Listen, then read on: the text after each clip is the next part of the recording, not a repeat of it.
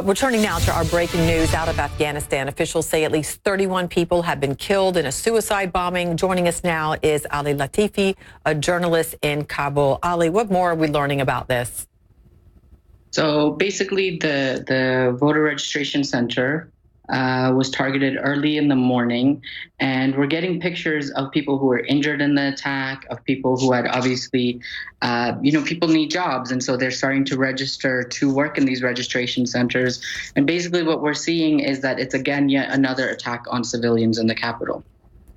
And this has been a second attack on a voter registration center. Why in particular are these centers being targeted? So, I mean, you can always, the armed opposition, whatever group decides to take responsibility. At this point, the Taliban has denied any responsibility. They can always claim that, the people registering people to vote are government representatives. They can also claim that they have no faith or no interest in the democratic process in terms of these elections. So that's why they get targeted. But in reality, what we see is that despite those sorts of accusations or people coming out and saying it's an attack on democracy, what we're really seeing is that it's an attack on civilians, because these are ordinary people waiting to register to vote. And, these voting registration centers, they'll be in mosques, they'll be in schools, they'll be in places that, are frequented by civilians and that, are really, they're not government facilities at all.